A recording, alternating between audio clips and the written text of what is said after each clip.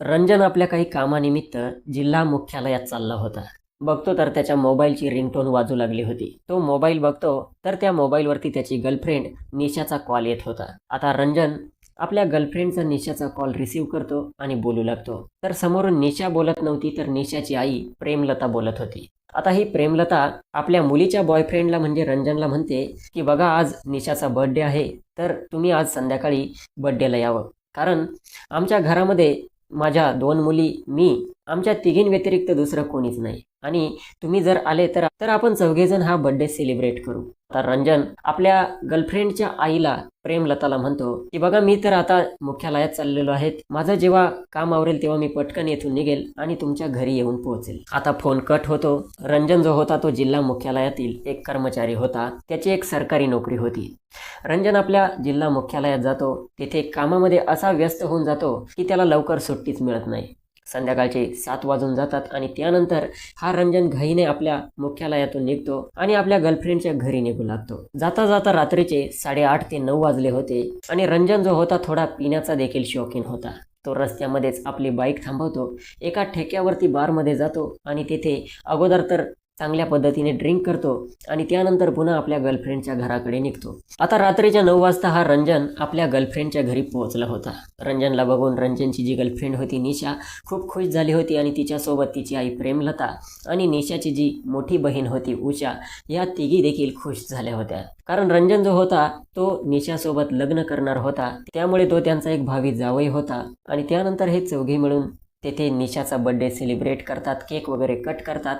2 रूमचं ते साधारण घर होतं, साधारण परिवार होता आणि अशा प्रकारे सर्व गोष्टी होतात. रंजनला जेवण वगैरे करण्यासाठी दिले जाते आणि सर्व करून झाल्यानंतर झोपण्याची व्यवस्था केली जाते. आता 2 रूमचं घर होतं, तर एका रूममध्ये निशा आणि निशाची मोठी बहीण उषा या झोपत असायच्या आणि दुसऱ्या रूममध्ये उषा आणि निशाची आई प्रेमलता ही झोपत असायची. प्रेमलता जिचं वय आता 45 वर्ष होतं आणि प्रेमलताचे जे पती होते निशा उषाचे वडील, यांचं अगोदरच निधन झालेलं होतं. तर अशा पद्धतीने ही प्रेमलता ज्या रूममध्ये झोपत होती तिच्या त्याच रूममध्ये तिच्या बेडवरती आपल्या होणाऱ्या जावयाला नीरजला झोपण्यासाठी सांगितले आणि तिने स्वतःसाठी खाली अंथरूण टाकले आणि ती जमिनीवरती अंथरुणावरती झोपली.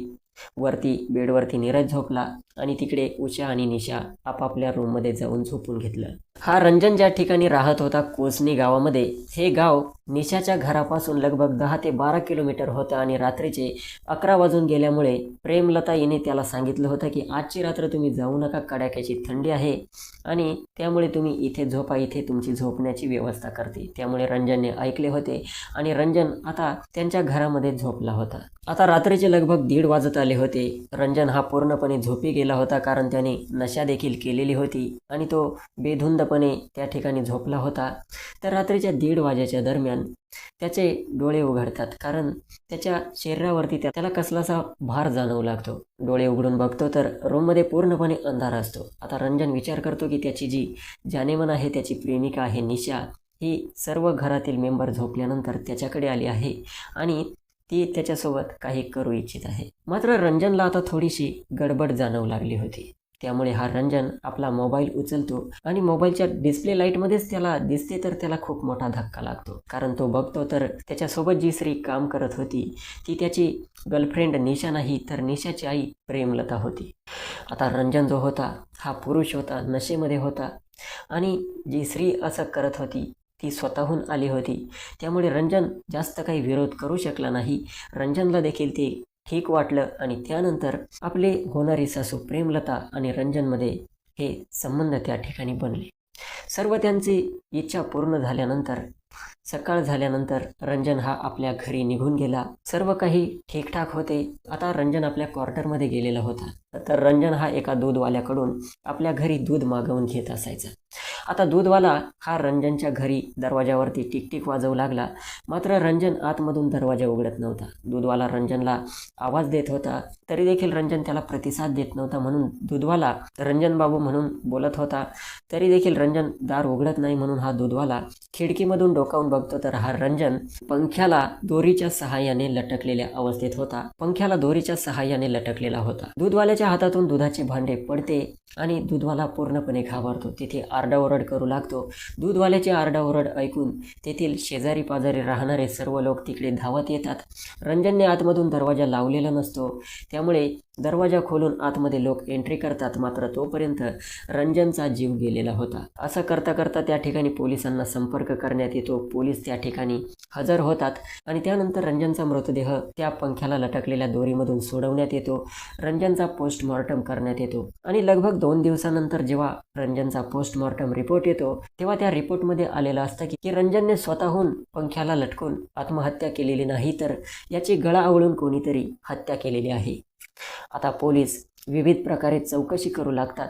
रंजनची कोणासोबत दुश्मनी वगैरे होती का, रंजन कसा व्यक्ती होता, तर पोलिसांपुढे बरीच काही डिटेल्स येते. मात्र रंजनचा कोणी दुश्मन होता हे पोलिसांना कुठेही जाणवत नाही, दिसत नाही, आढळून येत नाही. तर आता पोलीस त्याची कॉल डिटेल्स काढण्यास सुरुवात करतात. तर रंजनची कॉल डिटेल्स काढली असता एकच नंबर होता ज्या नंबरवरती हा रंजन वारंवार कॉलवरती बोलत असायचा.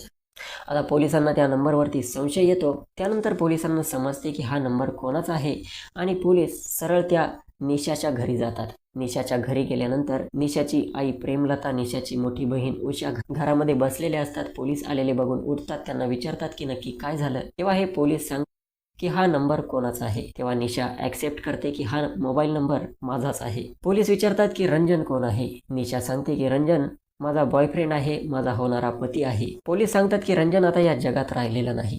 हे ऐकून निशा तर त्या ठिकाणी चक्रावून खाली पडते, बेशुद्ध होऊ लागते. निशाची आई प्रेमलता ही देखील खूप रडू लागते आणि निशाची मोठी बहीण उषा हिला देखील खूप मोठा धक्का बसतो. यांचं सर्व रडगाणं झाल्यानंतर पोलीस त्यांना सावरतात आणि आता निशाला प्रश्न विचारतात की शेवटच्या वेळी तू रंजनसोबत कधी बोलली होती. तर ही निशा सांगते की माझे 2 ते 3 दिवसांपासून रंजनसोबत काही बोलणंच झालेलं नाहीये, त्याच्यासोबत काही कॉन्टॅक्टच झालेला नाहीये. आणि येथेच पोलिसांना त्या निशावरती संशय येतो आणि पोलीस संशयाच्या आधारावरती निशाला अरेस्ट करतात, पोलीस स्टेशनला घेऊन येतात आणि तेथे तिला विचारण्यात येतं की तुझं कॉल डिटेल्स आम्ही चेक केलं, तू त्याच्या मृत्यूपूर्वी त्याच्या संपर्कात होती. तरी देखील ही निशा गोल गोल जिलेबी बनवत होती, इकडच्या तिकडच्या गोष्टी सांगत होती. मात्र पोलिसांना तिच्या बोलण्यावरती आता पूर्णपणे संशय येत होता आणि त्यांनी जेव्हा सक्तीने निशाची चौकशी सुरू केली तेव्हा निशाने आपली संपूर्ण कहाणी पोलिसांना सांगण्यास सुरुवात केली. आणि ही कहाणी जेव्हा सोशल मीडियावरती व्हायरल झाली तेव्हा सर्व लोक हादरून गेले की अखेर ही प्रेम कहाणी होती की ही शरीर संबंधाची एक गलिच्छ कहाणी होती. नक्की काय आहे प्रकरण, कुठे घडली होती ही घटना, पूर्ण सांगेल, बस व्हिडिओ शेवटपर्यंत बघा. नमस्कार, स्वप्नील क्राईम टॉक्समध्ये आपले स्वागत आहे. आजच्या आपल्या सत्य घटनेची सुरुवात होते छत्तीसगडमध्ये. एक ठिकाण आहे राजिम आणि या राजिमपासून 10 ते 12 किलोमीटर अंतरावरती एक गाव आहे कोसनी आणि या कोसनी गावामध्येच क्वार्टरमध्ये हा रंजन राहत होता. जिल्हा मुख्यालयात तो सरकारी नोकरीवरती होता. रंजनचा परिवार रायपूर भागात राहत होता. निशा जेव्हा पोलिसांसमोर तुटली होती तेव्हा ती आपली कहाणी सांगू लागली होती. या कोसनी गावामध्ये एक साप्ताहिक बाजार असायचा आणि त्या साप्ताहिक बाजारमध्ये हा रंजन देखील येत असायचा आणि ही निशा देखील येत असायची. असंच रंजनने जेव्हा या निशाला बघितले, रंजन पूर्णपणे तिच्याकडे बघून घायाळ झाला आणि त्याने मनात विचार केला की या मुलीला काही करून मिळवायचेच. खरं तर ही जी निशा होती ही दिसायला खूप सुंदर होती आणि या निशाच्या मागे ऑलरेडी दोघे जण अगोदरपासून लागलेले होते. तिच्यावरती ते एकतर्फे प्रेम करत होते, मात्र निशा ही त्यांना भाव देत नव्हती. रंजनने आता निशाचा सर्व बॅकग्राऊंड काढला होता. निशा कुठे राहते, काय करते हे सर्व त्याने हिस्ट्री काढली होती आणि तो निशाच्या मागावरती लागला होता. निशाला देखील समजत होते की हा व्यक्ती, हा मुलगा नेहमीच माझ्याकडे बघत असतो, याच्या मनात नक्कीच माझ्यावरती खूप प्रेम आहे, पण हा नक्की आहे कोण. तर ही निशा देखील त्याच्याकडे बघत होती. रंजन दिसायला सुंदर होता आणि असं करता करता हळूहळू हा रंजन स्वतःहून निशासोबत बोलू लागला. बोलता बोलता त्याने तिला त्याची ओळख करून दिली. त्याने सांगितले की मी या ठिकाणी सरकारी नोकरी करतो, सरकारी नोकरीवरती आहे आणि इतकं मला पेमेंट आहे. आता सरकारी नोकरीवाला मुलगा हा आपल्यावरती प्रेम करतो म्हटल्यावरती निशा देखील त्याच्यावरती पूर्ण फिदा झाली. बाकीचा तो तिला आवडत होता, मात्र अजून तिला एक गिफ्ट मिळाले होते की तो मुलगा रंजन हा सरकारी नोकरीला होता. आता निशाने पुढचा मागचा विचार केला नाही आणि ती रंजनच्या प्रेमात पडली. आता सुरुवातीला रंजन आणि ही निशा हे लपून छपून भेटत होते, कोणी कोणी त्यांना बघू नये. शेतावरती बोलवायचा, तिच्या गावाकडे जायचा, तिच्या घराजवळ शेतामध्ये बोलवायचा, तर ही निशा शेतामध्ये जायची. तर कधीकधी या निशाची आई आणि बहीण कुठे कार्यक्रमाला वगैरे बाहेर गेल्या, निशा घरात एकटीच असली तर ही रंजनला बोलावून घ्यायची आणि हा रंजन देखील त्या घरी जात असायचा. अशाच प्रकारे निशा आणि रंजनमध्ये आता संबंध बनू लागले. त्यांच्या दोघांमध्ये घट्ट प्रेम निर्माण झाले. दोघे एकमेकांसोबत राहू शकत नव्हते. त्यांचा नेहमीच संपर्क होत असायचा. मात्र या गोष्टी जास्त काळ लपून राहत नाही. आता एक दिवस निशाची मोठी बहीण उषा आणि तिची आई प्रेमलता ही लग्न समारंभासाठी घरातून बाहेर गेलेली होती. तर या निशाने रंजनला आपल्या घरी बोलावून घेतले होते. रंजन निशाकडे गेला होता. त्यांच्यामध्ये संबंध बनले होते आणि सकाळी जेव्हा रंजन त्यांच्या घरातून निघून गेला, निशाची आई प्रेमलता आणि बहीण उषा घरी आल्या तर त्यांना काही संशय आला होता की रात्री नक्कीच या घरामध्ये कोणी आलं असावं. प्रेमलताने आपल्या मुलीला निशाला विचारले होते की कोणी आले होते का, तर निशाने सरळ सरळ त्यांना खोटं सांगितलं होतं. मात्र बहीण उषाला तिच्यावरती पूर्ण डाऊट आला होता आणि ही बहीण उषा आपल्या छोट्या बहिणीचा निशाचा मोबाईल घेते आणि तो चेक करू लागते. तर तिला दिसते की आपली बहीण निशा जी आहे ती रंजन नावाच्या मुलासोबत खूप अश्लील पद्धतीने चॅटिंग वगैरे करत असते, त्याच्यासोबत संपर्कात असते. तिची कॉल डिटेल्स बघितली जाते तर समजते की आपली बहीण ही चुकीच्या मार्गाला लागली आहे. तर आता ही निशाची जी आई होती प्रेमलता आणि बहीण होती उषा, ही तिला खोदून खोदून विचारू लागतात, तिला बोलू लागतात, तिला शिवीगाळ करू लागतात. नक्की कोण आहे तू, कुठे तोंड काळं करते, आपल्या घरी कोणाला बोलवत असते. तेव्हा ही निशा त्यांना सांगू लागते आणि निशाची आई प्रेमलता आणि बहीण जेव्हा ऐकते की रंजन नावाचा मुलगा आहे आणि तो सरकारी नोकरीला आहे, तर त्या दोघी त्या ठिकाणी शांत होऊन जातात. प्रेमलता विचार करते की ठीक आहे, आपल्या मुलीने बघून बघितलं तर एक सरकारी नोकरीवाला मुलगा बघितला. आता प्रेमलता म्हणते की ठीक आहे, मात्र तुम्ही लपून छपून कशासाठी भेटतात? जर तो तुझ्यासोबत लग्न करणार असेल, तू त्याच्यासोबत लग्न करणार आहे, तर त्याला इकडे बोलावून घे, मला त्याला बघायचं आहे. तर अशा पद्धतीने ही निशा एक दिवस रंजनला कॉल करते आणि रंजनला सांगते की माझी आई आपल्या लग्नासाठी तयार झालेली आहेत आणि ती तुला भेटण्यासाठी बोलावत आहे. तर आता हा रंजन त्यांच्या घरी गेला होता आणि त्यानंतर जेव्हा प्रेमलताने रंजनला बघितले होते, रंजनला बघता क्षणी तिला दिवसा जणू काही चंद्रतारे दिसत होते. प्रेमलता जी होती अवघ्या 45 वर्षांची स्त्री होती. मुली जवान होत्या, मात्र मुलींची ती बरोबरी या वयात करत होती. कमी वयात तिचं लग्न झालेलं होतं आणि तिचा पती याचं अगोदरच निधन झालेलं होतं. त्यामुळे प्रेमलता जेव्हा रंजनला बघते तेव्हा रंजनबद्दल तिच्या मनात वाईट विचार येऊ लागतात. कदाचित प्रेमलता विचार करत असेल की हा मुलगा मला काही वर्षांपूर्वी का भेटला नाही, आणि तिथून पुढे या कहाणीला सुरुवात होते. आता रंजन हा त्यांच्या घरी येण्यासाठी, निशाला भेटण्यासाठी त्याला कसली अडचण नव्हती, कारण तिच्या घरच्यांची परमिशन होती. त्यामुळे रंजन नेहमीच त्यांच्या घरी येत असायचा आणि प्रेमलता ही नेहमीच रंजनसोबत हसून खेळून बोलत असायची. उषाला काही हरकत नव्हती, कारण तिची बहीण निशा ही रंजनसोबत लग्न करणार होती. अशा प्रकारे रंजन त्यांच्या फॅमिलीमध्ये येऊ जाऊ शकत होता, त्याला सर्व परमिशन होती. आणि आता हळूहळू ही गोष्ट त्या निशाच्या बड्डेच्या दिवसामध्ये जाऊन पोहोचली होती. जी रंजनची होणारी सासू होती प्रेमलता, हिच्या मनात त्या रंजनबद्दल काहीतरी वेगळं सुरू होतं. आणि ज्या दिवशी निशाचा बड्डे होता त्या दिवशी या प्रेमलताने जाणून बुजून रंजनला आपल्या घरी थांबवून घेतलं होतं. आणि त्यांचं एक साधं घर होतं, 2 रूम होत्या. एका रूममध्ये तिच्या मुली झोपलेल्या होत्या आणि दुसऱ्या रूममध्ये ही प्रेमलता आणि रंजन झोपलेले होते. तर या प्रेमलताने जी आपली इच्छा होती ती लाईट ऑफ करून पूर्ण केली होती. आणि जो रंजन होता हा नशेमध्ये होता, दारू पिलेली होती आणि रंजन देखील त्याच टाईपचा मुलगा होता. त्याला हरकत नव्हती. त्याने जेव्हा बघितलं होतं की आपली ही होणारी सासू प्रेमलता आहे, मात्र तिची इच्छा ती पूर्ण करत आहे, तर रंजनला काही हरकत नव्हती. आणि अशा पद्धतीने रंजन आणि प्रेमलता यांच्यामध्ये दोघांची सहमती झाली होती आणि दोघांच्या सहमतीने हे संबंध बनवू लागले होते. तिकडे उषाला याबद्दल माहीत नव्हतं. उषाला वाटायचं की रंजन आपल्या छोट्या बहिणीचा होणारा पती आहे आणि निशाला वाटायचं की हा रंजन फक्त माझाच आहे आणि हा माझ्यासोबत लग्न करणार आहे.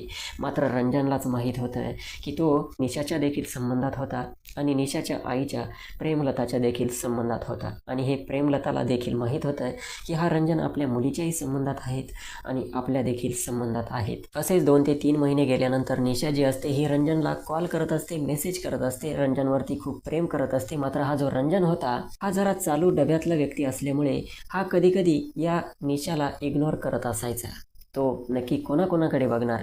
निशाला तो इग्नोर करत असायचा. निशाचा कधी मेसेज आला तर लवकर रिप्लाय देत नव्हता. निशाचा कॉल आला तर रिसीव करत नव्हता.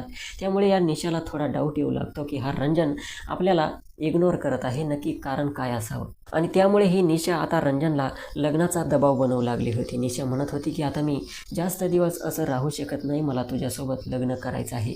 तर हा रंजन तिला म्हणायचं की लग्न काय आपण नंतर करू, अगोदर मला थोडं सेटल होऊ दे.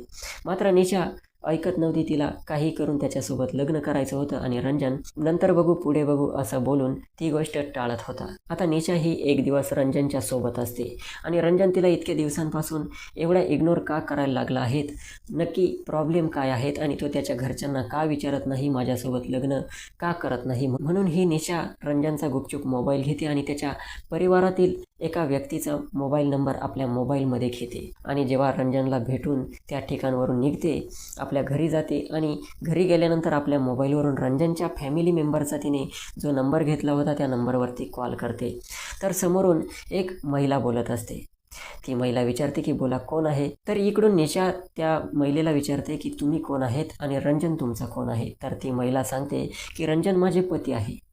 आता निशाला खूप मोठा धक्का बसतो. ती महिला सांगते की रंजन माझा पती आहे आणि रंजनकडून मला 2 मुलं देखील आहे.